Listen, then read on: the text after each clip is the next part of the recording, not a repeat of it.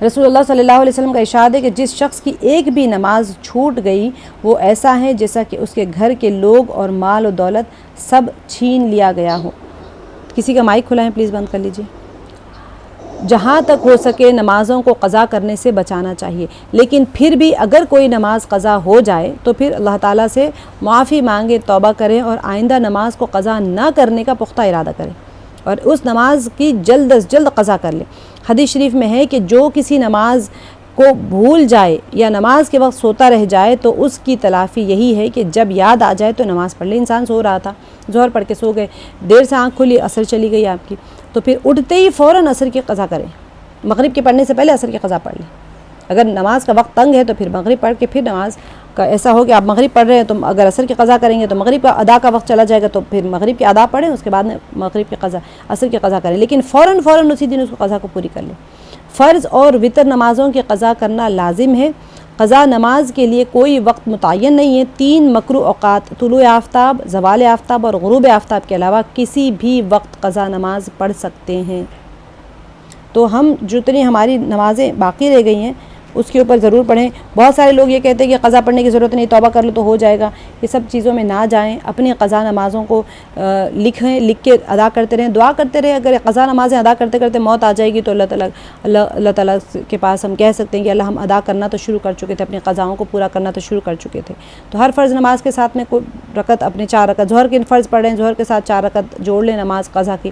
تو ایسے ہی جتنی زندگی بچی ہوگی، جب آپ کو لگا ابھی کیا کروں میں، کچھ کام نہیں آج فارغ ہوں، تو قضا نمازیں پڑھ لیں، اپنے بیٹھ کے پڑھ لیں، اشارے سے پڑھ لیں۔ جو مجبور ہے، طاقت نہیں ہے، کمزور ہے، بیمار ہے، وہ لوگ اشاروں سے پڑھتے رہیں، لیکن اپنی ایک بک رکھے، مینٹین کریں، اس کے اندر لکھتے جائیں، ایک مہینے کی ٹائم ٹیبل بنائیں، فجر، ظہر، عصر، مغرب، عشاء اور پھر وتر، یہ 6 نمازیں روزانہ پڑھ کے۔ اب کبھی تھوڑا ٹائم ہوتا ہے، 2 رکعت کر کے فجر کی قضا پڑھ لیں، سارے مہینے کی 30 نمازیں فجر کی پڑھ لیں، پھر 4 رکعت کر کے ظہر کی قضا پڑھ لیں، تو آپ کو ایک مہینے کی آپ نے قضا ادا کر لی، تو آپ کو ایک تسلی ہو جائے گی، ارے اتنے کم ٹائم میں نے 1 مہینے کی قضا ادا کر لی۔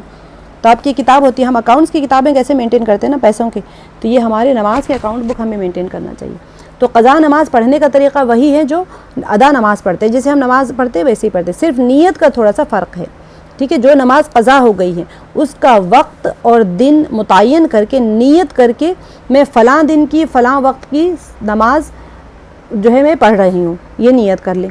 اب مثلا اس طرح کرے کہ میں گزشتہ پچھلے اگر کسی کے تھوڑی سی نمازیں قضا ہو اور دن تاریخ یاد ہو آپ کو، تو پھر آپ اس طرح پڑھ سکتے کہ میں اتوار کے دن کی فجر کی نماز قضا کر رہی ہوں، نیت کرنے کے بعد جس طرح بھی ادا نماز پڑھتے ہیں ویسے ہی قضا نماز بھی پڑھ لیں گے آپ۔ لیکن اگر کسی کے ذمہ بہت سی نمازیں قضا ہو گئی، آپ نے زندگی پتہ نہیں 10 سال کی نمازیں آپ کی قضا ہے، سپوز مثال کے طور پہ کالج لائف تھی، عصر کی نماز ایسے ہی بسس میں چلی گئی، مغرب کی نماز پتہ نہیں کہاں چلی گئی، ظہر کی نماز کلاس لیکچرز پریکٹیکلز ایگزامس میں چلی گئی، تو اب آپ بیٹھے اس کا حساب کریں، بہت ساری نمازیں ہو گئی آپ کے اوپر، تو اسے دن یاد نہیں ہے، تو پھر کیا کرے وہ؟ تو اس طرح نیت کرے کہ میرے ذمے جس قدر فجر کی نمازیں باقی ہیں ان میں سے پہلی فجر کی نماز پڑھتی ہوں، یہ نیت کر کے ان میں سے آخری فجر کی نماز پڑھتی ہوں یا پھر پہلی فجر کی نماز پڑھتی ہوں، 2 میں سے کوئی ایک کی نیت کرے، پھر جب بھی قضا نماز پڑھے اسی طرح نیت کرتے جائے۔ اب آپ کی ایک نماز آپ نے پڑھ لیا فجر کی، ایک تو ادا ہو گئی، پھر آپ کے ذمے جتنے ہیں اس میں سے سب سے پہلی جو نماز قضا ہو رہی ہے، پھر سب سے آخری نماز جو میری قضا ہوئی ہے وہ ادا کر رہی ہوں، تو آپ کو ڈیٹ بھی نہیں یاد ہے، آپ کو کتنے رکعت ہے وہ بھی نہیں یاد ہے، تو یا پھر اگر آپ کو یاد ہو تو اس طرح پڑھ لیں۔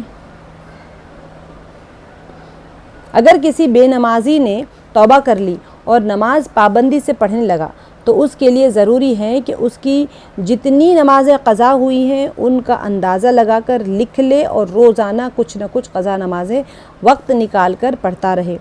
توبہ کرنے سے گناہ تو معاف ہو جاتے ہیں، لیکن اس نے جو نمازیں چھوڑ دی ہیں وہ معاف نہیں ہوں گی، ان کی قضا لازم ہے۔ تو اب قضا نمازیں جو اس کی باقی رہ گئی تھی وہ اس کو توبہ کرنے سے تو اس کی گناہ، نماز چھوڑنے کا گناہ کیا نا، تو وہ تو گناہ اللہ تعالیٰ کے نزدیک معاف ہو جائے گا، لیکن نمازیں اس کو ادا کرنی پڑے گی قضا کے طور پہ، تو ان کی قضا لازم ہوگی۔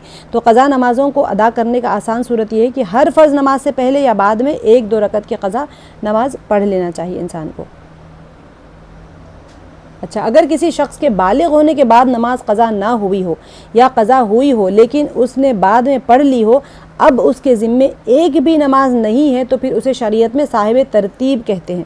اب انسان نے اپنی ساری نمازیں ادا کر لی ہیں، ٹھیک ہے، وہ صاحب ترتیب بن گیا، تو ایسے شخص کے لیے ضروری ہے کہ جب کبھی کوئی نماز قضا ہو پہلے قضا نماز پڑھے پھر ادا نماز پڑھے، لیکن جو آدمی صاحب ترتیب نہ ہو اس کے لیے یہ ضروری نہیں ہے کہ پہلے قضا نماز پڑھے پھر ادا پڑھے، البتہ بہتر یہی ہے کہ اگلی نماز سے پہلے قضا کو پڑھ لیں، ٹال مٹول نہ کرے۔ لیکن ٹائم ختم ہو رہا ہے آپ کا، فرض چلی جائے گی آپ کی، تو ادا پڑھنی ہے فرض کی، تو سب سے پہلے آپ کو فرض کی ادا پڑھنی چاہیے۔ امید ہے آپ لوگوں کو قضا کی ادائیگی کا طریقہ سمجھ آ گیا ہے۔ بہت ساری نمازیں ہیں تو آپ کو یہی نیت کرنی ہے کہ سب سے پہلی نماز جو میری قضا ہوئی تھی اس کو ادا کر رہی ہوں، ہر وقت یہی نماز کریں۔ فجر کی نماز سب سے پہلے جو میری قضا ہوئی تھی، ظہر کی نماز جو سب سے پہلے میری قضا ہوئی تھی، بک رکھیں، ڈائری رکھیں، قضائے عمری کی کتاب مل رہی ہیں، اگر مل جائے کسی کو تو وہ لا لیجئے، ورنہ پھر اپنی محنت سے اپنی کتاب بنا لیں، جو رولڈ بک ہوتی ہے میتھس کی بچوں کی، اس کے اندر کر کے نمازیں لکھ کے ادا کرنا شروع کریں، اچھے سے گولڈن کور کریں اس کو، بہت اچھی کتاب ہے آپ کی، آپ اپنے بہت اچھا ایک کوشش شروع کر رہے ہیں، تو انسان کی تھوڑی ہمت افزائی بھی ہو جاتی ہے اس طرح کا کرنے سے۔ شروع کریں انشاءاللہ، اللہ سبحانہ وتعالی مدد کریں گے۔ اوابین کی نماز میں نے آپ کو چاشت کا بتا دیا تھا، اشراق کی بتا دی تھی۔ اوابین کی نماز ہے، نفل نمازوں میں ایک اوابین کی نماز ہے۔ یہ کب ہوتی ہے؟ مغرب کے بعد میں 2 رکعت کر کے 6 رکعت پڑھی جاتی ہیں، ٹھیک ہے، 2 رکعت کر کے 6 رکعت پڑھی جاتی ہیں۔ احادیث میں اس نماز کی بڑی فضیلت آئی ہیں۔ حضرت ابو ہریرہ رضی اللہ عنہ سے مروی ہیں کہ آپ صلی اللہ علیہ وسلم نے فرمایا کہ جو شخص مغرب کے بعد 6 رکعتیں اس طرح پڑھے کہ ان کے درمیان کوئی فضول بات نہ کرے تو اس کو 12 سال کی عبادت کا ثواب ملے۔ 2 رکعت کر کے آپ نے 6 رکعت پڑھ لیے، اس کو 12 سال کی عبادت کا ثواب ملے گا۔ حضرت عبداللہ ابن عباس رضی اللہ عنہ فرماتے ہیں کہ بے شک فرشتے ان لوگوں کو گھیر لیتے ہیں جو مغرب اور عشاء کے درمیان نماز پڑھتے ہیں، اور یہ اوابین کی نماز ہے۔ 3 فرض پڑھ لیے، 2 سنت پڑھے، اس کے بعد میں 6 رکعت آپ مغرب کی پڑھ لیں، 2 رکعت کر کے، تو 12 سال کی عبادت کا ثواب ملتا ہے، اور فرشتے ان کو گھیر لیتے ہیں جو مغرب اور عشاء کے درمیان میں نماز پڑھتے ہیں، اور یہ اوابین کی نماز ہے۔ اب تہجد کی نماز آپ سب لوگ ماشاءاللہ پڑھتے ہیں۔ اب تہجد کی نماز میں رات میں سو کر اٹھنے کے بعد جو نفل نماز پڑھی جاتی ہیں اسے تہجد کی نماز کہتے ہیں۔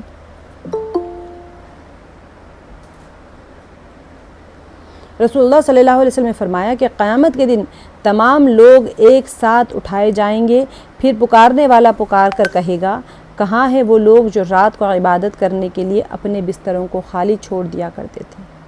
سبحان اللہ۔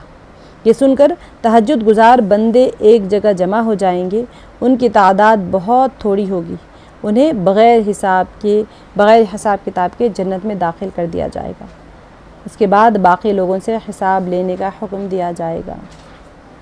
تہجد کا اہتمام کیجیے، ہم نے اس کی فضیلتیں پڑھ لی ہیں، تو اگر امت کے اوپر مشقت کا خوف نہ ہوتا تو فرض کر دی جاتی۔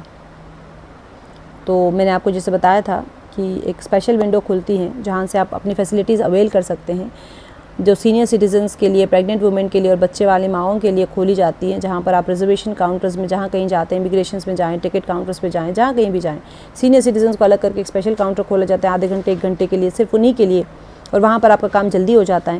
ایسے ہی اللہ تعالیٰ صبح کے تہجد کے وقت میں ایک اسپیشل کاؤنٹر کھولتے ہیں دعاؤں کی جلدی قبولیت کے لیے، کہ جو مانگنا ہے اس وقت مانگ لو۔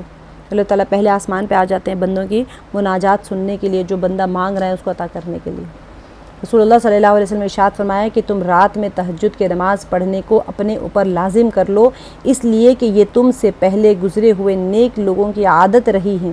یہ نماز تم کو تمہارے رب سے قریب کرنے والی ہیں، اور تمہارے گناہوں کو مٹانے والی ہیں، اور تمہیں گناہوں سے روکنے والی ہیں، اور تمہارے جسم سے بیماری کو دفع کرنے والی ہیں۔ فضیلتیں ہیں یہ ساری، اس کو لکھ کے رکھیں، پیپر کے اوپر 1 2 3 4 5 6 لکھیں، اور جب نماز تہجد کی پڑھنے کے لیے کھڑے ہوں تو یہ فضائل پڑھیں۔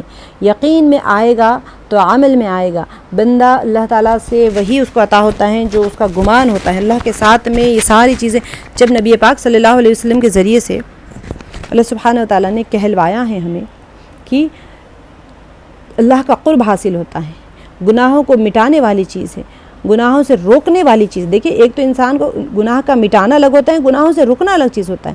ہم کہتے ہیں ہم گناہ سے بچ نہیں سکتے، حالات ایسے بن گئے کہ ہم گناہ سے رک نہیں سکتے، تو گناہوں سے روکنے والی چیز ہے نماز۔ اور پھر امپورٹنٹ یہ ہے کہ گناہوں کو مٹانے والی چیز ہے، گناہوں کو نیکیوں سے تبدیل بھی مٹانے سے مراد وہی ہوتا ہے کہ گناہ ایک تو ہو جاتا ہے گناہ ختم ہو جائے، ایک ہوتا ہے گناہ نیکیوں سے تبدیل ہو جائے۔ جن آپ 100 گناہ کر کے بیٹھے ہوئے تو آپ کو 100 نیکیاں مل گئی، ایک ہوتا ہے گناہ ختم ہو گئے وہاں سے۔ تو اللہ سبحانہ و تعالیٰ ایسے ہی دینے کے اوپر بیٹھے. ہمارے جسم سے بیماریوں کو دفع کرنے والی ہے. بہت بیمار لوگ تہجد کے بیمار ہوں گے نہیں. سب سے پہلی چیز اگر نماز تہجد کا اہتمام کرتا رہے گا بندہ تو بیمار ہوگا نہیں. اگر پھر جو ہو جائے پھر بھی بندہ کہے کہ بھئی میں تو اتنا تہجد پڑھتی تھی، سب کچھ پڑھتی تھی، مجھے کیوں بیماری ہو گئی، یہ تو ہم نہیں سوال کر سکتے، کیونکہ یہ اللہ تعالیٰ کا کبھی کبھی اللہ تعالیٰ قرب ایسے عطا کرتے ہیں، کبھی کبھی کیسے عطا کرتے ہیں، اللہ تعالیٰ بہتر جانتے ہیں. ہمیں اللہ کے فیصلے پہ راضی رہنا ہے بہرحال، لیکن تہجد کا اہتمام بہت اہم چیز ہوتی ہے. رسول اللہ صلی اللہ علیہ وسلم نے ارشاد فرمایا کہ رات میں نماز تہجد ضرور پڑھا کرو، اگرچہ اتنی تھوڑی دیر ہی کے لیے ہو جتنی دیر میں اونٹ یا بکری کا دودھ دوہا جاتا ہے. جو نماز بھی عشاء کے بعد پڑھی جائے وہ رات کی نماز تہجد میں شامل ہوتی ہے. دودھ دوہنے کے لیے ایسے ایک کھینچیں گے تو کتنا دودھ آئے گا، بس اتنی دیر کی کتنا دیر میں کتنا ہو سکے، لیکن تہجد کی نماز پڑھنے کے لیے حکم فرمایا گیا ہے. وقت کیا ہے تہجد کا؟ تہجد کی نماز کا اصل وقت تو عشاء کی نماز کے بعد تھوڑی دیر سو کر جاگنے کے بعد سے صبح صادق تک رہتا ہے. ٹھیک ہے، لیکن اگر کوئی شخص عشاء کی نماز کے بعد بغیر سوئے تہجد کی نیت سے نفل نماز پڑھ لے تو بھی اسے تہجد کا ثواب مل جائے گا، اٹھنے کا چانس نہیں ہوتا ہے. تو میں نے وطر کا بھی بتایا تھا آپ لوگوں کو، جس کو یقین ہو کہ وہ تہجد میں اٹھیں گے تو ان کے لیے وطر تہجد میں ہوگی، ورنہ پھر رات میں ہی پڑھ لیں. البتہ رات کے آخر حصے میں اللہ کی رحمتیں زیادہ نازل ہوتی ہیں. ویسے ایک بات بتائیں، آج کل تو سب سو ہی رہے ہیں رات کے آخری حصے میں. تہجد کے وقت تو سونے جاتے ہیں لوگ، 12 1 2 بجے تو نارمل ٹائمنگ ہو گئی سونے کی. تو پھر آپ سوچیں وہ ٹائم پہ آپ تہجد پڑھ کے سوئیں. آپ تو تہجد میں سو رہے ہیں ویسے تو جو آخر حصے میں اللہ تعالیٰ کی رحمتیں زیادہ نازل ہوتی ہیں، اس لیے رات کے آخر حصے میں تہجد کی نماز پڑھنا زیادہ بہتر ہے. اچھا، حکم کیا ہے؟ تہجد کی نماز سنت ہے. نبی کریم صلی اللہ علیہ وسلم اسے ہمیشہ اہتمام سے پڑھتے تھے. اور طریقہ، مسنون طریقہ یہ ہے کہ عشاء کی نماز پڑھ کر سو جائیں، پھر رات کے آخر حصے میں اٹھ کر ایک سلام سے دو رکعت تہجد کی نماز ادا کریں. نماز تہجد کے لیے رکعت کی کوئی خاص تعداد متعین نہیں ہے، کم از کم 2 رکعت. نبی کریم صلی اللہ علیہ وسلم زیادہ سے زیادہ 12 رکعت پڑھنا آپ صلی اللہ علیہ وسلم منقول ہے. آپ صلی اللہ علیہ وسلم تہجد میں بہت طویل قرات فرمایا کرتے تھے، اس وجہ سے آپ صلی اللہ علیہ وسلم کے قدم مبارک پر سوج آیا کرتی تھی. جیسے آپ لوگ حفظ، میں نے آپ لوگ کہا تھا کہ نیت کر کے حفظ کرنا شروع کر دیں، چھوٹی چھوٹی صورتیں جیسے جیسے ہو. تو اب کیا ہوگا، آپ نماز کب پڑھیں گے؟ دن میں تو آپ کام کاج میں ہوتے ہیں، بچے ہیں، اسکول ہے، بہت سارے ریزنس ہے، اس کو تو گننے کی ضرورت ہی نہیں ہے. وقت فارغ کب ہے آپ کے پاس؟ رات کا وقت فارغ ہے. تو رات میں اپنے حفظ کو پختہ کریں، نمازوں میں 12 رکعت پڑھ لیں، جتنی لمبی پڑھنا ہو پڑھیں. اللہ تعالیٰ کے ساتھ میں جتنا لمبا بات کرنا ہو آپ پڑھیں، اور کچھ نہیں آتا ہو تو ایسے ہی کھڑے رہیں. ویسے بھی تو حاضری ہوتی ہے نا، ایک سورہ پڑھ لیں، سورہ ناس کو بار بار پڑھتے رہیں. لیکن اہتمام اس چیز میں کرنا ہے کہ اللہ سبحانہ و تعالیٰ میری طرف متوجہ ہے. نبی پاک صلی اللہ علیہ وسلم بہت لمبی نمازیں پڑھتے تھے، اور تہجد کے لیے خاص طور سے فرمایا گیا ہے کہ عشاء کے بعد میں جو پڑھی جاتی ہیں وہ تمام نمازیں تہجد میں ہی شمار ہوتی ہیں. اگر کوئی لیٹ سو رہا ہے تو وہ تہجد پڑھ کے سویا کرے نیت کر کے. میں آپ لوگوں کو کلمات، جو نماز کے کلمات ہیں وہ اس کو نہیں نکال رہی ہوں، ہر سلائیڈ میں رکھ رہی ہوں کیونکہ آپ کو کیفیات یاد ہو جائے. تعوذ کی کیفیت کیا ہونی چاہیے کہ شیطان ہمارے دین اور ایمان کا اور خاص طور پر ہماری نمازوں کا سخت دشمن ہے، جو ہمارے گھات میں لگائے بیٹھا ہماری نمازوں کو خراب کرنے کے لیے، نمازوں میں خلل ڈالنے کے لیے، رکعتوں میں خلل ڈالنے کے لیے، یا پھر ہم سے کوئی ارکان چھوٹ جاتے ہیں، واجبات چھوٹ جاتے ہیں، سجدے سہو میں پڑ جاتا ہے انسان. تو یہ ساری چیزوں کو بھلانے کے لیے شیطان بیٹھا ہوا ہے. تو ہم اللہ تعالیٰ سے دعا کر رہے ہیں کہ اللہ آپ ہی اس کے شر سے حفاظت فرما سکتے ہیں. یہ تعوذ کی کیفیت ہے. اور پھر تسمیہ کی کیفیت کیا ہونی چاہیے کہ سب سے ہر کام ہم اللہ کی مدد سے شروع کرتے ہیں، تو پھر نماز سب سے اہم کام ہے. تو اس میں ہم اللہ تعالیٰ سے دعا کر رہے ہیں کہ نماز سے بڑھ کے تو کوئی اہم کام ہو ہی نہیں سکتا، اس لیے اللہ تعالیٰ ہم پر رحم فرمائے اور نماز اپنی مرضی کے مطابق ادا کرنے میں ہماری مدد فرمائے. تسمیہ جب آپ پڑھیں، بسم اللہ پڑھ رہے ہیں جب نماز کے اندر. اور پھر سورہ فاتحہ کی کیفیت کیا ہونی چاہیے کہ ٹھہر کر سمجھ کر پورے خشوع و خضوع کے ساتھ میں پڑھیں. کل ہم نے سورہ فاتحہ کا مکمل ترجمہ کر لیا ہے، امید ہے کہ آپ لوگوں نے یاد کیا ہوا ہے، سارا ترجمہ یاد کر لیا ہے. تو ٹھہر کر پورے خشوع و خضوع کے ساتھ میں پڑھیں. ہر آیت پر اللہ تعالیٰ کے جواب کا خیال کریں کہ اللہ تعالیٰ مجھ سے بات کر رہے ہیں، اور دل کی پوری تڑپ کے ساتھ میں سیدھے راستے اور ہدایت کی درخواست پیش کریں. جب آپ پڑھیں ایاک نعبد و ایاک نستعین، تو دل میں ہو کہ میں اللہ کی عبادت کر رہی ہوں، تو میں کیوں کر رہی ہوں اور اسی سے مدد مانگ رہی ہوں، تو اللہ ہی سے میں مدد مانگ سکتی ہوں. وہی میرا رب ہے، وہی میرا خالق ہے، وہی رب العالمین ہے، وہی دینے والے ہیں، وہی رحمان بھی ہے، وہی رحیم بھی ہے، وہی مالک ہے روز جزا کا. مر کے اٹھائے جانے کا یقین ہوگا تبھی تو مالک مانے نا. تو پھر دنیا کی ملکیت کا بھی ہم نے پڑھ لیا تھا کہ یہ عارضی ہوتی ہیں، چاہے کتنا بھی مل جائے انسان کو، عارضی ہوتی ہیں، کبھی نہ کبھی چھین جائے گی. لیکن جو ملکیت ہے وہ جو انعام کے طور پہ اس کے اوپر پوچھ بھی ہوگی. تو پھر جزا کے بھی اللہ سبحانہ وتعالی مالک ہے، جزا کے دن کے، تو ہمیں ہر چیز کا جو ہمیں دیا گیا ہے انعامات، اس کے بارے میں جزا اور سزا بھی ہوگی۔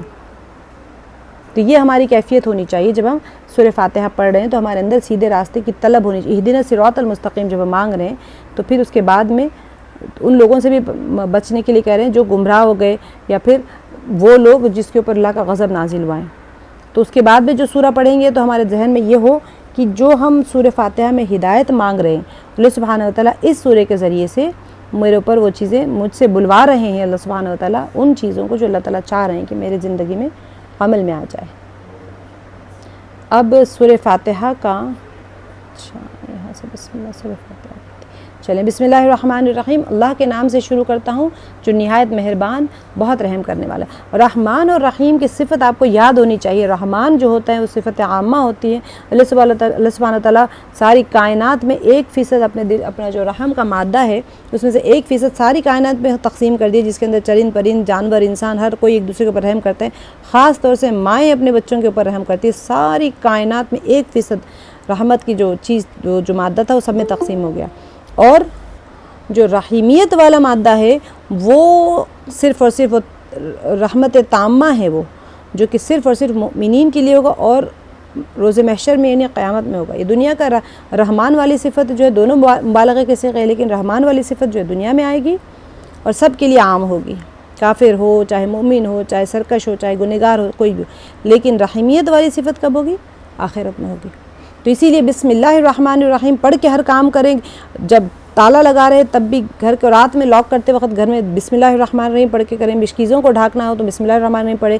ہر کام کو شروع کرنے سے پہلے اللہ کے نام سے شروع جو نہایت مہربان اور بہت زیادہ رحم کرنے والے ہیں۔ ہر کام سے پہلے جو بھی آپ کام کر رہے ہیں دنیا میں، چاہے چمچہ اٹھائیں چاہے کچھ بھی کریں۔ عورتیں کتنے کام ہوتے ہیں آپ کے گھر میں جو استعمال کر رہے، بھئی نمک ڈال رہے ہیں، شکر ڈال رہے ہیں، جو کچھ بھی آپ پکا رہے ہیں ہر چیز بسم اللہ کر کے پڑھیں۔ جنات جو ہوتے ہیں گھر میں سے آپ کے سامان چرا کے لے جاتے ہیں، گھر کے کھانے پینے میں سے چرا کے لے جاتے ہیں، تو پھر آپ جیسے جیسے بسم اللہ پڑھتے جائیں گے اس کے اوپر لاک پڑ رہا ہوتا ہے، وہ کچھ چیز چرا نہیں سکتے۔ اس کے بعد جس چیز کے اوپر بسم اللہ پڑھ دی جاتی ہے اس کے اوپر لاک پڑ گیا ہے، کوئی چیز وہ شیاطین ہاتھ نہیں لگا سکتے اس اوپر۔ پیسے رکھ رہے ہیں بسم اللہ پڑھ کے پڑھیں، ورنہ پیسے چرا لیتے ہیں وہ لوگ، اب گھر سے اشیاء غائب ہو جاتی ہیں۔ تو یہ ساری چیزیں ہوتی ہیں اور ہوتی ہیں، برحق ہے، تو پھر آپ لوگ بسم اللہ کا اہتمام کریں ہر چیز کے لیے، کوئی کپڑا پہنے جوتا پہنے جو کریں۔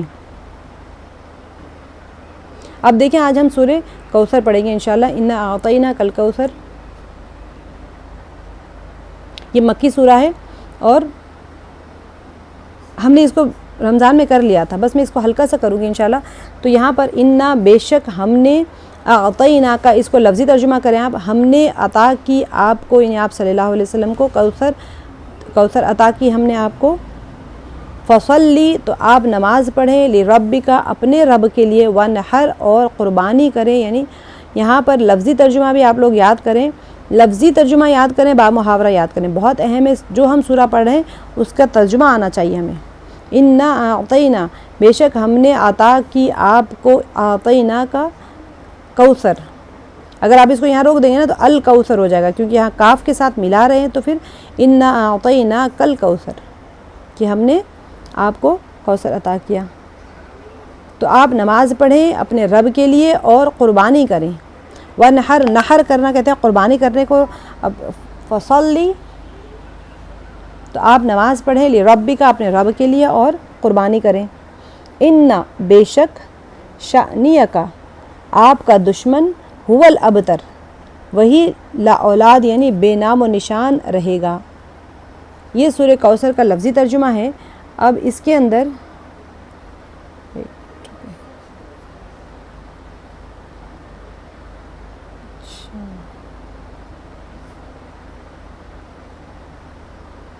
اس کی ہم گرامر دیکھ لیتے ہیں۔ اعطینا کا ہم نے تم کو، آپ صلی اللہ علیہ وسلم مخاطب ہو کہ ہم نے آپ کو عطا کر دی، یعنی لینا دینا جو ہوتا ہے نا آپس میں، اعطینا کا ہم نے آپ کو عطا کر دیا۔ یہ باب ضربہ سے ماضی جمع صیغہ مصدر اعطاء سے ہے، متکلم بعینہ ہی قرآن میں 1 مرتبہ آیا ہے، ٹھیک ہے، اور اس کے مادے سے 14 کلمات آئے ہیں قرآن پاک میں۔ اور فصلی نماز پڑھو، یہ قرآن پاک میں بعینہ ہی 1 مرتبہ آیا ہے اور مادے سے 4 کلمات آئے ہیں۔ میں آپ لوگوں کو 1-2-3 کلاسز اور ہونے دیں، اس کے بعد میں اس کا مادہ حروف سہ حروفی اس کا روٹ ورڈ بتاؤں گی، اس کے روٹ ورڈ کا کیا میننگ ہوتا ہے، پھر اس کے کیسے کیسے وہ ریپیٹ ہو رہے ہیں وہ آپ لوگوں کو بتاؤں گی۔ اب صرف اتنا سمجھنے کی کوشش کریں کہ ورڈ ٹو ورڈ میننگ کیا ہوتا ہے، یہ کیسے آتا ہے، پھر مادے سے کیسے کلمات آتے ہیں۔ میں آپ کو انشاءاللہ اس کی لسٹ دوں گی، تب آپ لوگ کو آئیڈیا ہوگا کہ قرآن پاک میں اسی مادے سے آنا ہے اور یہی لفظ آنے سے کیا مراد ہوتا ہے، ٹھیک ہے۔ ابھی کیونکہ اب نئے چیزیں بہت سارے آپ لوگوں کو یاد کرنے کی ہے تو وہ اوور لوڈ ہو جائے گا آپ لوگوں کے اوپر۔ ونحر، نحر کہتے ہیں قربانی کرو، یعنی کہ نحر سینے کا بالائی حصہ جہاں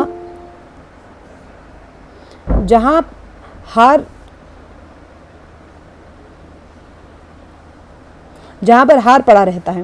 اچھا، قرآن میں ایک دفعہ استعمال ہوا ہے اور مادے سے ایک بار آیا ہے یہ، ٹھیک ہے۔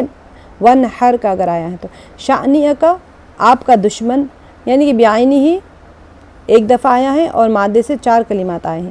ابتر جڑ کٹی ہوئی، جس کی موت کے بعد اس کا وارث نہ ہو۔ عربز میں جو ہوتا تھا ان کا یہی ہوتا تھا کہ انتقال ہو جائے اور کوئی نسل چلانے والا نہ ہو تو ان کو کہتے تھے ابتر۔ تو یہ قرآن پاک میں ایک جگہ آیا اور مادے سے بھی یہ ایک ہی جگہ آیا ہے، ایک ہی بار استعمال ہوا ہے۔ اب اس کا خلاصہ دیکھ لیں، نبی پاک صلی اللہ علیہ وسلم سے ان کو اتنی زیادہ دشمنی ہوتی تھی عربز کو، وہ جب نرینہ اولاد سارے فوت ہوتے تھے تو ان کو لگتا تھا کہ نبی پاک صلی اللہ علیہ وسلم جب تک رہیں گے تبھی تک یہ دین رہے گا، اس کے بعد میں ان کا دین چلانے والے کون رہیں گے، تو یہ ان کی نسل یہیں ختم ہو جائے گی۔ تو اس وجہ سے وہ جب طعنے دیتے تھے آپ صلی اللہ علیہ وسلم کو تو اللہ سبحانہ تعالیٰ نے یہ سورہ نازل فرمایا ہے۔ تو یہ سورہ میں 3 مقاصد بیان ہوئے ہیں نبی کریم صلی اللہ علیہ وسلم پر اللہ کا فضل و احسان کہ اللہ سبحانہ تعالیٰ نے آپ صلی اللہ علیہ وسلم کو کوثر عطا کی ہے۔ اصل کوثر کیا ہے؟ کوثر جنت کی وہ نہر ہے جہاں، یہاں پر پرنٹ مسٹیک ہو گیا ہے، جہاں قیامت کے دن حضور اکرم صلی اللہ علیہ وسلم اپنے امتیوں کو جام بھر کر پلائیں گے۔ چونکہ کوثر کے معنی خیر کثیر ہیں، اس لیے نبوت، کتاب، حکمت، علم، حق، شفاعت، مقام محمود، ساری چیزیں اس کے اندر شمار ہو جائے گی۔ معجزات ہے، قرآن کریم کو بھی کوثر قرار دے دیا گیا ہے کیونکہ اس کا معنی بہت وسیع ہے۔ اللہ تعالیٰ نے عطا کی کوثر، تو کوثر سے مراد وہ نہر بھی ہو سکتی ہیں جو کہ چشمہ ہے جہاں سے آپ صلی اللہ علیہ وسلم سب کو پانی پلائیں گے۔ حوض کوثر کے پاس میں ہم سب دعا کرتے ہیں اللہ تعالیٰ ہم سب کو حوض کوثر سے جام کوثر نصیب فرمائے جو نبی پاک صلی اللہ علیہ وسلم اپنے دست مبارک سے سارے امتیوں کو پلائیں گے۔ اور کیسے چنیں گے امتیوں کو آپ سب کو بتائے کہ وضو کے جو اعضاء ہوتے ہیں، وضو کثرت سے کرنے کا فائدہ یہ ہو کہ وضو کے اعضاء چمک رہے ہوں گے۔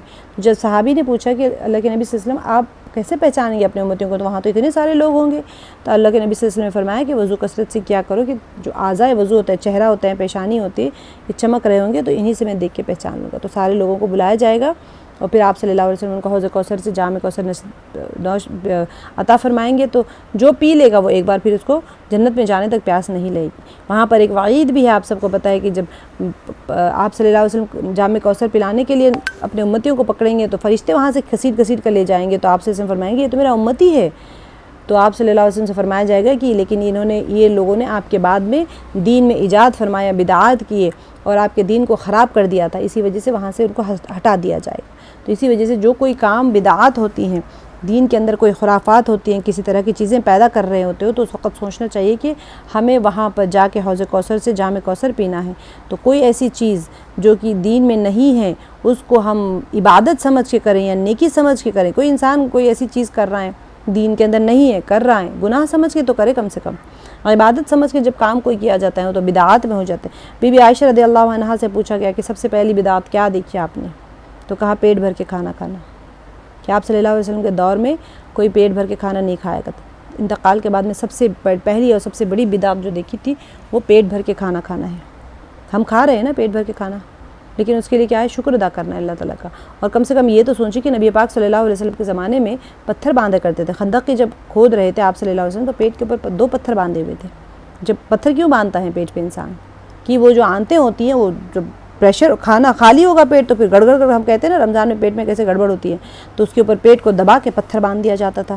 سبحان اللہ، 2 جہان کے بادشاہ جو ہمیں جنت میں لے جائیں گے ان کا یہ حال ہوا کرتا تھا۔ اور ہمارے پاس اتنا دستر وسیع ہوتا ہے لیکن کتنے گلے ہوتے ہیں۔ اللہ سبحانہ تعالیٰ ہم سب کو توفیق عطا فرمائے۔ تو یہ اصل چیز ہوتی ہے کہ نبی پاک صلی اللہ علیہ وسلم نے جو ہمیں تعلیمات دی ہیں اگر ہم ان کو چھوڑ کے بدعات میں پڑ جائیں گے تو پھر حوض کوثر کے پاس پہنچ تو جائیں گے لیکن وہاں پر پھر جام کوثر نصیب نہیں ہو پائے گا، فرشتے وہاں سے کھینچ کے ہٹا دیں گے۔ اللہ سبحانہ تعالیٰ ہم سب کو سنتوں کے اوپر عمل کرنے والا بنائے۔ نبی کریم صلی اللہ علیہ وسلم کو حکم دیا گیا ہے کہ کوثر جیسی عظیم نعمت کا شکر ادا کرنے کے لیے آپ صلی اللہ علیہ وسلم کیا کریں؟ نماز کی پابندی فرمائیں اور اللہ کے لیے قربانی دیں۔ سبحان اللہ، دیکھیں آپ صلی اللہ علیہ وسلم کو بھی نعمت دی گئی ہیں تو عمل کے لیے فرمایا گیا ہے، شکر ادا کرنے کے لیے آپ صلی اللہ علیہ وسلم کو نماز کی پابندی فرمانے کے لیے۔ شکر مطلب ہماری نماز جو ہم پڑھ رہے ہیں وہ گویا کہ شکر ہے اللہ سبحانہ و تعالیٰ کی تمام نعمتوں کا جو اللہ نے ہم کو عطا کی ہیں۔ سب سے اہم نعمت کیا دی اللہ تعالیٰ نے؟ ایمان کی نعمت دی ہے، اس کے بعد میں صحت کی نعمت دی۔ ہمارا بدن تو ہے نا کہ ہم نماز پڑھ سکیں ارکان کے اور شرائط کے ساتھ میں۔ اگر ہاتھ پیر نہیں ہوتا، ہمارا آنکھ نہیں ہوتی، جسم کوئی لنگڑا لولا ہوتا، یا پھر ہمارے اعضاء خراب ہوتے، یا ہم نماز پڑھنے کے لائق ہی نہیں ہوتے، یا پھر ہم مجنون ہوتے یا پاگل ہوتے، دیوانے ہوتے یا غلام ہوتے، کچھ بھی اللہ تعالیٰ چاہتے ہیں، ہم کسی کے ماتحتی میں رہتے جہاں پر آپ کو اختیار ہی نہیں ہوتا ہے نماز پڑھنے کا۔ اللہ سبحانہ وتعالیٰ نے آزاد رکھا ہے، عاقل رکھا ہے، بالغ رکھا ہے، مومن رکھا ہے، تمام صفات سے، اور بڑا خوبصورت سا ہمیں بدن دیا اللہ تعالیٰ نے، تو پھر ہمیں کتنا شکر ادا کرنا چاہیے اللہ سبحانہ وتعالیٰ کا۔ تو اسی وجہ سے نبی اکرم صلی اللہ علیہ وسلم کو حکم دیا گیا کہ کوثر جیسی عظیم نعمت کا شکر ادا کرنے کے لیے آپ صلی اللہ علیہ وسلم نماز کی پابندی فرمائیں اور اللہ کے لیے قربانی دیں۔ آپ صلی اللہ علیہ وسلم کو بشارت سنائی گئی کہ آپ صلی اللہ علیہ وسلم کے دشمن ذلیل و خوار ہوں گے اور ان کا نام و نشان مٹ جائے گا۔ چنانچہ ایسا ہی ہوا، جتنے لوگ آپ صلی اللہ علیہ وسلم کے دشمن تھے ان سب کے نام و نشان مٹا دیے گئے، اور نبی پاک صلی اللہ علیہ وسلم کے جتنے بھی علماء ہوتے ہیں سارے وارثین ہوتے ہیں۔ آپ آج تک بھی آپ صلی اللہ علیہ وسلم سینوں میں، سب کے سینوں میں آپ صلی اللہ علیہ وسلم کی محبت ہے، اور جو ہوا کرتے تھے وہ تو ختم ہو گئے اسی وقت میں، جو آ کے بار بار تانے دیا کرتے تھے، ان کے تو نام و نشان، ان کی نسلوں کو اللہ تعالیٰ نے ختم فرما دیا ہے۔ اچھا، یہاں پر آپ لوگ جب سورہ پڑھ لیں اس کے بعد میں آپ کو رکوع کی کیفیت آپ کو پتہ ہونا چاہیے کہ شکر بھرے دل کے ساتھ میں اللہ سبحانہ وتعالیٰ کی کبریائی کا دھیان کر کے خود کو اللہ کی عبادت اور اللہ سبحانہ وتعالیٰ کے حق کے مناسب شکر سے قاصر سمجھتے ہوئے اللہ اکبر کہہ کر رکوع میں جانا چاہیے۔ انسان کیفیات کو آپ لوگ یاد رکھ رہے ہیں ماشاءاللہ، اور یاد رکھیں سبحان ربی العظیم جب آپ پڑھ رہے ہیں تو آپ کی کیفیت کیا ہونی چاہیے۔ انسان نیاز مندی سے اپنے آپ کو جھکائے، اپنی ذلت اور حقارت اور اللہ سبحانہ وتعالیٰ کی بے انتہا عظمت کا تصور کر کے دل و زبان سے بار بار تسبیح پڑھے سبحان ربی العظیم، اور اس کا ترجمہ بھی ہم نے کر لیا تھا۔ قوما کسے کہتے ہیں؟ رکوع میں جا کے پھر جب کھڑے ہو جاتے ہیں وہ قوما ہوتا ہے۔ وہ کیفیت کیا ہونی چاہیے؟ قومے کی کیفیت میں انسان سر اٹھائے، یہ گویا کہ اللہ تعالیٰ کی طرف سے جواب ہیں جو بندے سے ہی کہلایا جا رہا ہے۔ سمع اللہ لمن حمدہ، سن لیا اللہ نے، سمع اللہ، سن لیا اللہ نے، لمن حمدہ، جس نے اس کی تعریف کی ہے۔ آپ نے کہا سبحان ربی العظیم، تو اللہ تعالیٰ کہہ رہے ہیں کہ سن لیا اللہ نے، جس نے میرے بندے نے، جس نے بھی میری تعریف کی ہے، ٹھیک ہے۔ تو اللہ سبحانہ وتعالیٰ ہماری قدر کر رہے ہیں، ہے نا، تو اس کے اوپر انسان کو کیا کہنا چاہیے؟ ربنا لک الحمد، ہمیں شکر بھی تو کرنا چاہیے نا، اللہ نے میری قدر کی، میری سن لی، مجھ جیسی ایک حقیر انسان کی میں نے کچھ کہا، میں نے تعریف کی تو اللہ تعالیٰ مجھے جواب دے رہے ہیں، میری ذریعے بلوا رہے ہیں، تو پھر انسان کو ربنا لک الحمد، اے میرے پروردگار ساری حمد و ثنا آپ ہی کے لیے ہیں۔ اس کے بعد میں یہ رکوع کی تسبیح ہے سبحان ربی العظیم، باقی میں بیان کرتی ہوں اپنے رب کی جو عظمت والے ہیں، ہے نا، اور پھر قومے کی تسبیح تھی سبحان سمع اللہ لمن حمدہ، تعریف سن لی اللہ نے اس کی جس نے تعریف کی، اس کے لیے حمدہ، اللہ کی تعریف بیان کی ہے۔ اصل رکوع میں جب جا رہے ہیں تو آپ کے دل میں کیا ہونا چاہیے؟ پاکی بیان کرتی ہوں میرے رب کی جو عظمت والا ہیں، ٹھیک ہے۔ اب سجدے کی کیفیت بھی آپ لوگوں کو پتہ ہے، آج ہم مسائل، چلیں 2 منٹ کا ٹائم ہے۔ سجدے کی کیفیت کیا ہونی چاہیے؟ اللہ سبحانہ وتعالیٰ کی عظمت اور اپنی بے حقیقتی اور شکر اور عبادت کا حق ادا کرنے میں اپنی عاجزی اور کوتاہی کا تصور کر کے دل و زبان سے اللہ اکبر کہیں۔ اللہ تعالیٰ کی کبریائی ہے، ہم اس کا حق نہیں ادا کر پاتے، تو ہم دل و زبان سے اللہ اکبر کہتے ہوئے ہم سجدے میں جائیں اور پیشانی زمین پر رکھ کر اللہ تعالیٰ کی بے انتہا بڑائی کے سامنے اپنی انتہائی ذلت اور اطاعت کی عملی شہادت دیتے ہوئے، انسان کا پیشانی سب سے اہم ہوتی ہے، تو ہم اپنی پیشانی کو سامنے رکھ کے خاکساری اپنی ظاہر کر رہے ہیں، اور پھر سبحان ربی الاعلیٰ کہیں، پاک ہے میرا پروردگار جو بہت بلند اور برتر ہے۔ پھر اپنی عبادت اور سجدے کو ناقص سمجھتے ہوئے کیا کرے؟ ندامت کے ساتھ میں سر اٹھائے، یہ نہیں کہ میں نے بڑا کمال کر دیا نماز پڑھ کے، پھر اللہ اکبر کہتے ہوئے اٹھے، پھر دوبارہ سجدے میں گر جائیں، اور سجدے کی حالت اصل میں کیا ہوتی ہے؟ مکمل اللہ تعالیٰ کے لیے اپنی سپردگی ہوتی ہے، سرنڈر کر دینا ٹوٹلی، آپ اللہ تعالیٰ کے سامنے اپنے آپ کو سپرد کر دیا۔ سجدے کی تسبیح آپ سب کو پتہ ہے سبحان ربی الاعلیٰ کی پاکی بیان کرتی ہوں میرے رب کی جو سب سے بلند اعلیٰ، اور پیچھے ہم نے جو پڑھا تھا عظیم عظمت والا ہے رکوع میں اور اعلیٰ سجدے میں کہہ رہے ہیں۔ اچھا، ہم آج کے احکام و مسائل دیکھ لیتے، یہ انشاءاللہ آگے جا کے آپ کی یاد میں روزانہ ریپیٹ کر رہی ہوں کیونکہ میں آپ لوگ کا سن نہیں رہی ہوں، تو آپ کی ڈیوٹی بھی میں ہی کر رہی ہوں یہاں پر بیٹھ کے۔ دیکھیں، جیب میں اگر کسی کے احکام مسائل نماز کے دوران پاکی کا خیال رکھنا ہے تو پھر جیب میں گندا انڈا رکھ کر اگر کوئی نماز پڑھتا ہے، دیکھیں دھیان سے کہ انڈا نہ پھوٹ جائے، لیکن اگر رکھا ہوا ہے اگر کسی نے، تو اگر کوئی شخص جیب میں انڈا جو خراب خون بن گیا ہے اس کے اندر، ٹھیک ہے، اگر وہ رکھ کر نماز پڑھے تو اس کی نماز درست ہے، کیونکہ یہ نجاست اپنے محل میں ہے اور اپنے محل میں رہتے ہوئے کوئی چیز کوئی شے ہوتی ہیں وہ اس پر نجاست کا اطلاق نہیں ہوتا۔ جیسے کہ انسان کے معدے میں تو پیشاب پخانہ سب ہوتا ہے، لیکن وہ اپنے محل میں ہے، اپنی جگہ پر ہے، تو پھر نماز درست ہے۔ انڈا آپ نے جیب میں رکھا ہوا ہے، اس کے اندر خون ہے، خون میں تبدیل ہو گیا، لیکن وہ اپنے اندر ہے، اگر وہ خون پھٹ کے باہر نکل گیا اور آپ کے کپڑوں کو لگ گئی نجاست، تو پھر وہ خون اگر لگ جائے تو پھر نماز درست نہیں ہے۔ پیشاب کی شیشی جیب میں رکھ کر نماز پڑھنا، بلڈ یورین ٹیسٹ کے لیے جا رہے ہیں، آپ نے یورین رکھ لیا جیب میں، نماز کا وقت آ گیا، آپ نماز پڑھ رہے ہیں، تو پیشاب یا کوئی ناپاک چیز کی شیشی جیب وغیرہ میں لے کر اگر نماز پڑھے تو نماز جائز نہ ہوگی، اس لیے کہ یہ نجاست اپنی اصلی جگہ میں نہیں ہے، ٹھیک ہے۔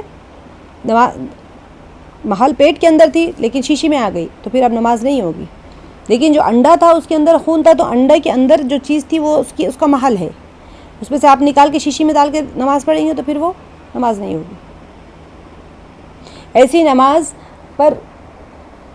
جانماز پر نماز پڑھنا جس کا ایک حصہ ناپاک ہو، ٹھیک ہے، اگر کسی جانماز کا ایک کنارہ ناپاک ہو لیکن نمازی جس جگہ کھڑا ہے وہ اور سجدے کی جگہ پاک ہے تو اس پر نماز پڑھنا درست ہے، ٹھیک ہے۔ جانمازوں کو دھویا کریں، واش کریں۔ کہیں ایسے ہوتا ہے ہمارے یہاں پر جانمازوں کو اکثر دھوتے نہیں ہیں، یا پھر بچے چلتے پھرتے بھاگتے رہتے ہیں سجدے کی جگہ پر، یا آپ جہاں سجدہ کرتے ہیں وہاں سے پیر رکھ کے چلے جاتے ہیں۔ آپ کو کیا پتہ بچے کے پیر پہ کیا لگا ہوا ہے، وہ آیا اور اب تو کوئی ایسی چیز خشکی ہوتی ہو تو ٹھیک الگ بات ہے، لیکن تری والی اگر چیز ہوتی ہے وہ وہاں پر لگ گئی ہے، پتہ نہیں پیر کو کوئی چیز لگی ہوئی ہو، تو احتیاط کریں کہ نمازوں کو ہمیشہ جانمازوں کو اٹھا دے، دھو دیا کریں وقتاً فوقتاً۔ اگر کوئی نجاست یا ناپاکی لگی ہوئی ہے تو پھر اس سے ہٹ کے اگر آپ نماز پڑھیں تو آپ کی نماز ہو جائے گی۔ ایسی چادر اوڑھ کر نماز پڑھنا جس کا ایک کونا ناپاک ہو، ٹھیک ہے، اگر ایسی چادر اوڑھ کر نماز پڑھے جس کا ایک کونا ناپاک ہو اور رکوع اور سجدے میں جاتے ہوئے اس ناپاک حصے میں بھی حرکت ہوتی ہو تو اس چادر میں نماز درست نہ ہوگی، اور اگر چادر اتنی طویل بڑی لمبی اور چوڑی ہو کہ اوڑھنے کے باوجود نمازی کی حرکت سے ناپاک حصہ حرکت میں نہ آتا ہو تو پھر نماز درست ہے۔ ناپاک حصہ یعنی کہ بے خون بہ رہا تھا، آپ نے چادر سے پونچھ لیا، ایک بڑی چادر تھی آپ کی اور چادر سے آپ نے پونچھ لیا، خون تو بہنا رک گیا، تو لیکن وہ چادر کے حصے پہ ناپاکی لگی ہوئی ہے، کوئی بھی نجاست ہوتی ہے، نجاست غلیظہ ہوگی ہے کوئی بھی، تو پھر اس میں نماز نہیں ہوگی اگر وہ حرکت ہو کے آپ کو لگ رہی ہے تو۔ چادر تو آپ لے کے بہرحال پڑھ رہے ہیں نا، تو اس وجہ سے بہت بڑی چادر ہے کہ اس میں حرکت نہیں ہو رہی تو پھر آپ پڑھ سکتے ہیں۔ خشک ناپاک زمین پر نماز پڑھنا، اگر ناپاک زمین خشک ہو جائے اور اس پر نجاست کا اثر اور بدبو ظاہر نہ ہو تو اس پر نماز پڑھنا جائز ہے، لیکن اس جگہ پر تیمم کرنا درست نہیں ہے۔ تیمم کے احکامات ہم جب پڑھیں گے تو میں آپ لوگوں کو بتاؤں گی کہ مٹی سے تیمم کیا جا سکتا ہے۔ اب کہیں پر دیکھیں گندگی ہے وہاں پر پڑی ہوئی، آپ خشک ہو گئی ہیں گندگی، آپ کو نہیں پتہ، آپ کے پاس کوئی بچھانے والی جانماز نہیں ہے، زمین خشک ہے، آپ کو کیا پتہ وہاں بکری نے پیشاب کیا، انسان نے کیا یا کیا کیا، لیکن سوکھی اور خشک جگہ ہے تو آپ وہاں پر نماز پڑھ سکتے ہیں، لیکن اس مٹی سے اگر آپ کو شبہ ہو کہ یہاں پر ناپاکی تھی تو پھر آپ اس سے تیمم نہیں کر سکتے، کیونکہ تیمم کے لیے پاک مٹی ضروری ہے، جیسے پاک پانی سے وضو کیا جاتا ہے ایسے ہی پاک مٹی سے تیمم کیا جاتا ہے۔ پرال، آپ کو پتہ ہے پرال کیا ہوتی ہے؟ دلی میں پرال جلائی جاتی ہے نا، گھاس جو بچ جاتی ہے، پرال یا گھاس پر نماز پڑھنا۔ پرال وہ دھان کے خشک پودے جنہیں سردی کے زمانے میں گرمی کے لیے کمروں میں بچھایا جاتا ہے، نیچے بچھا کے۔ اب آپ کے پاس تو ماشاءاللہ میٹرس ہے، غریب لوگوں کے پاس بیچاروں کے پاس کچھ نہیں ہوتا، بہت ٹھنڈ ہوتی ہے نارتھ میں، تو وہ کیا کرتے ہیں پوری کی پوری پرال نیچے بچھا دیتے ہیں اور اس کے اوپر پھر کچھ چیز بچھا لیتے ہیں، بیڈ شیٹس وغیرہ پتہ نہیں جو بھی بچھانا ہوتا ہے ان لوگوں کو۔ اسی طرح گھاس پر نماز پڑھنا درست ہے، ٹھیک ہے، تو اگر وہ بچھا دی جائے اور اسی طرح گھاس پر نماز پڑھنا بشرطے کہ وہ پاک ہو، اور اس پر سجدہ کرنے سے سر زمین پر ٹک جائے. بہت لیئر موٹی پرال ہے یا موٹی گھاس ہے جس سے آپ کو زمین تک سر نہیں جاتا تو پھر نہیں ہوگی، لیکن اگر سر زمین تک جاتا ہے تو پھر آپ کی نماز ہو جائے گی. یہ تھے ہمارے احکام و مسائل، اور آج ہم نبی پاک صلی اللہ علیہ وسلم کا بچپن کے بارے میں سیرت میں پڑھیں گے کہ جہاں پر آپ صلی اللہ علیہ وسلم ہم نے پڑھ لیا تھا کہ پیدائش کے بارے میں اور دادا کے بارے میں اور سارے نسب کے بارے میں ہم نے پڑھ لیا تھا کل. اب ملک کا رواج تھا کہ لوگ بچوں کو دیہات بھیج دیتے تھے. کیوں بھیج دیتے تھے؟ کیونکہ وہ اپنے کلچر کو بچانا چاہتے تھے، ان کی زبان کو بچانا چاہتے تھے. یہاں پر لوگ حج کے لیے آتے ہیں، بہت سارے لوگ آتے ہیں، بیماریاں لے کے آتے ہیں، تو وہ نہیں چاہتے تھے کہ اپنے بچوں کو خراب کرے وہاں پر رکھ کے، تو وہ کیا کرتے تھے دیہات میں بھیج دیتے، گاؤں میں، پہاڑی علاقوں میں، تاکہ وہ وہاں کی مضبوط تازی آب و ہوا میں پل کے اور خوب اچھا سے گوشت اور بکری اور دودھ وہ یہ سب کھا کے اچھا نشو نما پائیں اور مضبوط بنیں. تو پھر وہ لوگ کیا کرتے تھے، لوگ بچوں کو دیہات بھیج دیتے تھے، وہیں ان کی پرورش ہوتی تھی. آپ صلی اللہ علیہ وسلم کی امی جان نے بھی آپ صلی اللہ علیہ وسلم کو دیہات بھیج دیا. حضرت حلیمہ رضی اللہ عنہا نے آپ کی پرورش کی. حضرت حلیمہ رضی اللہ عنہا کے قبیلے کا نام بنی سعد تھا، اس لیے ان کو حلیمہ سعدیہ کہتے ہیں. یاد نہیں ہو پوائنٹ تو یاد رکھ لیا کریں. حلیمہ سعدیہ آپ نے سب نے سنا. کیوں سعدیہ کہا؟ ان کا نام نہیں تھا، ان کا جو قبیلہ تھا اس کو سعد کہتے تھے، اسی وجہ سے حلیمہ سعدیہ کہتے ہیں ان کو. وہ بہت نیک بی بی تھی. آپ صلی اللہ علیہ وسلم نے ان کا دودھ پیا، کھلی ہوا میں پلے بڑھے اور خوب تندرست ہوئے. صاف ستھری بولی سیکھی، کیونکہ ان کا جو عربس کا جو بدوؤں کا جو رہنے کا رواج ہوتا ہے نا، وہ زبان ان کی ایکچوئل عرب وہی زبان تھی. یہ یہاں پر ادھر سے ایران سے آ گئے، سیریا سے آ گئے، الگ الگ جگہوں سے آتے تھے، الگ الگ ان کی زبانیں ہوتی تھیں، تو پھر خراب ہو جاتی ہیں زبان، تو ایکسنٹ ان کا خراب ہو جاتا ہے، لینگویج خراب ہو جاتی ہے. اسی وجہ سے یہ لوگ کہتے ہیں کہ ہماری عربی سیکھنے کے لیے ان لوگ کو دیہات میں رکھنا چاہیے. تو صاف ستھری بولی سیکھی. 2 سال بعد میں مکے آئے. امی جان نے دیکھا تو بہت خوش ہوئی. مکے میں بیماری پھیلی ہوئی تھی، تو ان کی والدہ نے کیا کیا، حضرت حلیمہ رضی اللہ عنہا کے ساتھ آپ کو پھر بھیج دیا، کیونکہ آتے جاتے رہتے نا لوگ تو بیماریاں جلدی پھیل جاتی تھی. تو اسی وجہ سے انہوں نے دوبارہ سے واپس بھیج دیا. جو بھی آپ صلی اللہ علیہ وسلم کی بھولی صورت دیکھتا، آپ صلی اللہ علیہ وسلم کو پیار کرنے سے نہیں رک پاتا تھا. تو آپ صلی اللہ علیہ وسلم کی میٹھی باتیں سنتا اور خوش ہوتا، کیونکہ نبی تھے تو صلی اللہ علیہ وسلم اوصاف مبارکہ ہی بچپن سے ایسے تھے. تو آپ بی بی حلیمہ رضی اللہ عنہا کے بچوں سے محبت کرتے تھے، وہ بھی آپ صلی اللہ علیہ وسلم سے محبت کرتے تھے. اپنے ساتھ کھیل میں شریک کرتے. بکریاں چرانے جاتے تو آپ صلی اللہ علیہ وسلم کو اپنے ساتھ لے جاتے. 4 سال کے ہوئے تو امی کے پاس میں واپس آ گئے.